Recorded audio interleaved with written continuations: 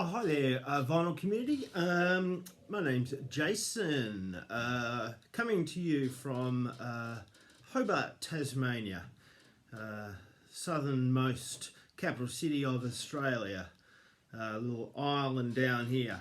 I'm brand new to the vinyl community. This is my first video, so bear with me. I'm pretty hopeless at these sort of things.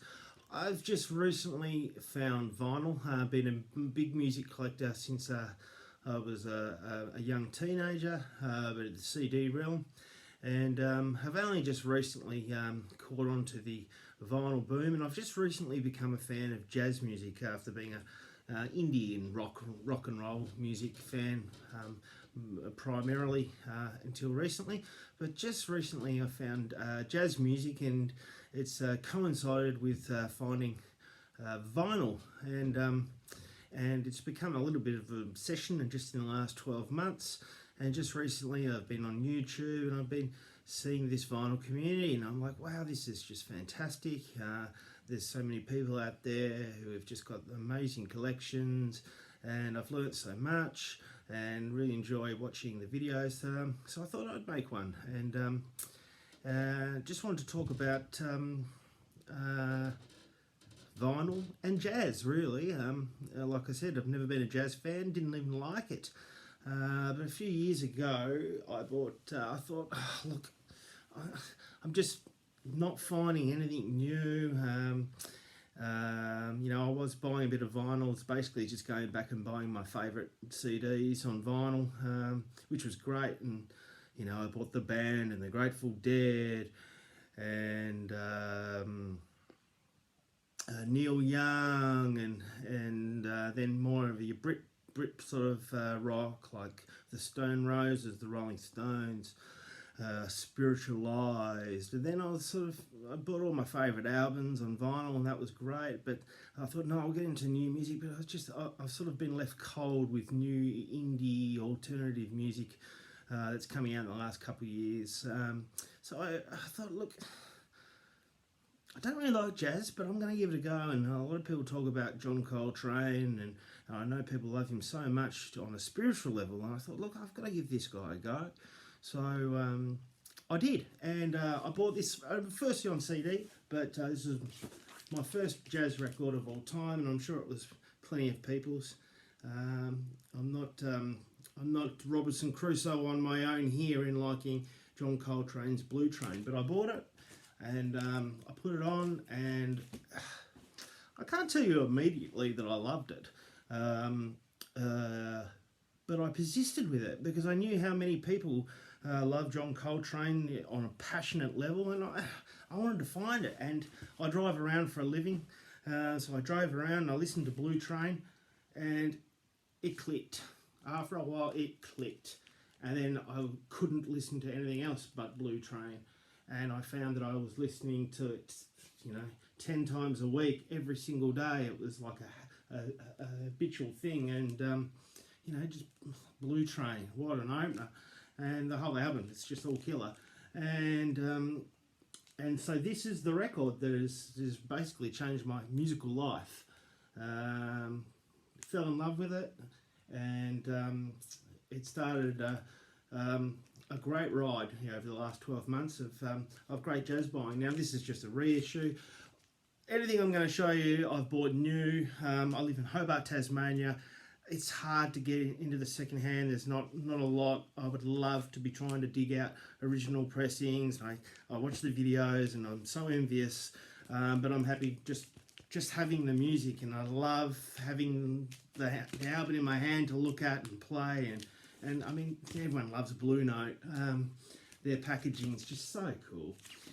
So that's the one that got me into it. And then so John Coltrane became a bit of an obsession, and I think I've got everything you can get new on vinyl of John Coltrane's, but one that I don't see talked about. I mean, Love Supreme is my favourite, as it is many people's favourite. It's just, wow, 4 songs of just the most complete album I've ever heard in my life. But one that I don't see talked about much is John Coltrane. Olay. The first time a friend of mine, I said, look, I'm really getting into John Coltrane. A friend of mine sent me the first track, Olay, side one, and I was like, wow, that just got me through the day, you know, like, bam, soprano saxophone there, one of the Atlantic records. If you're, you know, if you're just a mild John Coltrane or you're just dipping your toe in, obviously Blue Train, Love Supreme, Giant Steps. But if you want sort of one that's not talked about so much, Olay, mainly for side A, Olay, the song itself. But wow, that's just 20 minutes of pure musical genius, in my opinion. And you know, obviously the great John Coltrane Quartet, Garrison, Elvin Jones, McCoy Tyner, and the man himself, Mr. John Coltrane. Brilliant. Bam. Miles Davis. Yes, the most popular jazz album of all time.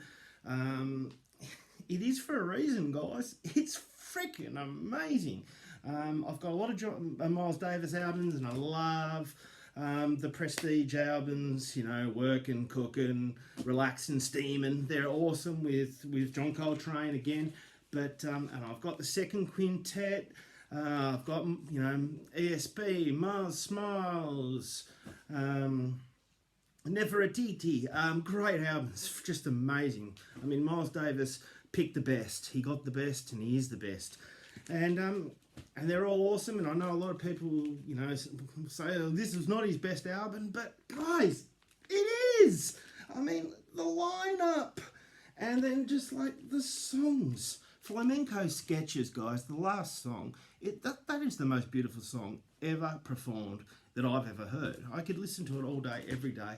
And then it's just, it starts off with Miles, and then John Coltrane comes in, you think, oh my God, he's just beaten Miles' solo. And then Julian Cannonball Adderley comes in with just the sweetest solo I've ever heard, and then it just ends with Bill Evans, just soft piano.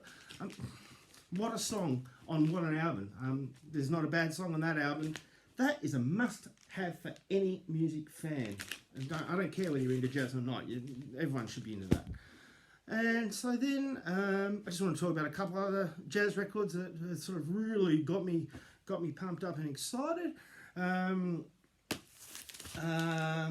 then a couple that I don't see recommended all that much on the VC.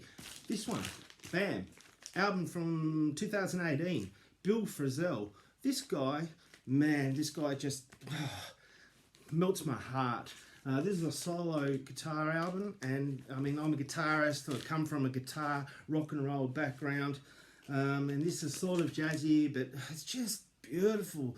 He's layered a few guitars, but a modern piece of music.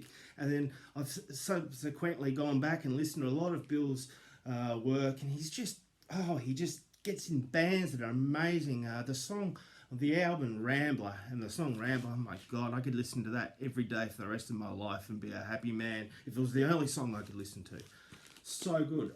But this is a sort of a modern one that I don't get talked about. Music is Bill Frisell, amazing album.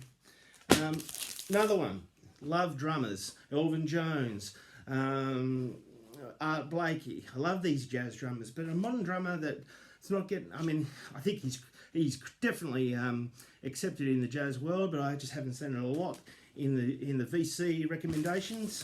Brian Blade, band. Man, can this band play. It's so good. This is I think it's their second album. I'm really looking forward to their first album, the Fellowship Band, being reissued as part of the Blue Note 80 series this year. Really looking forward to that because that's a great album. This is just, oh, what a package. Pick this up for $20 on Amazon. Don't like using Amazon. I'd prefer to use my local stores. But for $20, this is a double album where it's just amazing. And wow, my favourite song, and I've never really been a Joni Mitchell fan, but she's on the song Steadfast. Oh my God, what a song. Her vocal just penetrates my heart and melts it. so good. Brian Blade, so cool. You know, his band, just the piano, the tenor, the alto. Oh, God. Great modern music. I think this is from about 99 or something. I'm not sure, but this is a re-release, obviously, and a great find for me. And I've got everything that Brian's got. Talk about saxophone. So John Coltrane was my man, and then I heard about these other tenor sax guys, and I thought, no way, I'm a John Coltrane man. But I dipped my toe, and one I kept on hearing about was Wayne Shorter, and I thought, oh, he's just a rip-off of John Coltrane, a mini-me of John Coltrane. But no, he is not. And I've, in time, in the last 12 months, just fell in love with Mr. Wayne Shorter, and he's just got, his Miles albums, just amazing. What a composer of music. But what I wanted to show was one I really loved, The Soothsayer. Blue Note, with McCoy Tyner, the great rhythm section of Ron Carter and Tony Williams, and James Spaulding, who's an alto sax player who doesn't get a lot of credit, but he plays his ass off on this, and this is just a ripper album. The first song, anyway, I don't see it mentioned as much as others. Speak No Evil is amazing. Night Dreamer is amazing. Adam's Apple is amazing. Juju, so good. But this one, it stacks up. So get into it. Wayne Shorter, The Soothsayer. Cool name. Tenor saxophone players. Bam. Joe Henderson. This guy is wow. This was a turning point for me, this album, Mode for Joe. I got it at the same time as I got Lee Morgan's Search for a New Land, and oh wow, just two albums to get it at the same time, which Joe plays on both.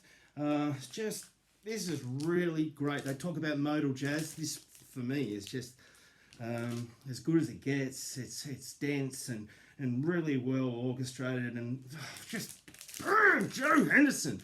And I've just become a massive fan of Joe ever since. Tenor sax players. Here's one for you. It's not out of the box. It's not a weird one, but it's a modern day album that I don't see getting a lot of love. And for me, it's I think it's become one of my favourite albums of all time. It would be penetrating my top 10, and that's band. Charles Lloyd and the Marvels. So Charles Lloyd, 80 years old or so when he recorded this. Bill Frisell, I've already talked about him. Wow! This album, I mean, it starts off with a cover of Masters of War, Bob Dylan, and it's, oh man, I mean, Bob does it great, but Charles Lloyd and the Marvels, I mean, they take it to another level. There's a song on here, song 3, La Luna. Could be one of the most beautiful songs I've ever heard. It just builds and builds and builds, and if you're not into jazz and you want to give something a go, bam, this is the album that's going to get you into jazz. It's just great. It's just a beautiful, beautiful piece of music. A couple more. I mentioned Lee Morgan before, and this is where I thought, wow, vinyl is amazing. Tone Poet series, Cornbread. Oh man, I picked this up for $40 on Amazon. Okay, just go and buy it. For $40, this is the best $40 I've spent in a long time. The packaging of these Tone Poets, and I've got a few of them. Chick Corea, I think I've got a Joe Henderson one there. I've got a Wayne Shorter one there. But this is so beautiful. The packaging, I mean, so good. The pressing itself sounds fantastic. The gatefold sleeve with photos. I'll just show you. You know, I think Tone Poet's been talked up on the VC, but I mean, just absolutely gorgeous. Amazing album from an amazing artist, Lee Morgan. And finally, just one more. Pianists. I love Herbie, of course. I mean, love McCoy Tyner. Oh my God. Love Chick Corea and Keith Jarrett. He could be my favourite. if he didn't make the noises. I mean, I know it's he doesn't even know he's doing it. It's involuntary. He's in the moment. And what a soulful, melodic, beautiful player. And this is just a great album. On Impulse is a reissue, Treasure Island.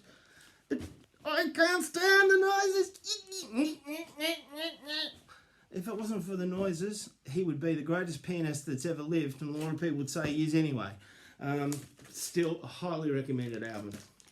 There's a few. That's me. I'm Jason from Hobart in Tasmania, and it looks like now I'm part of this vinyl community, if you'll have me.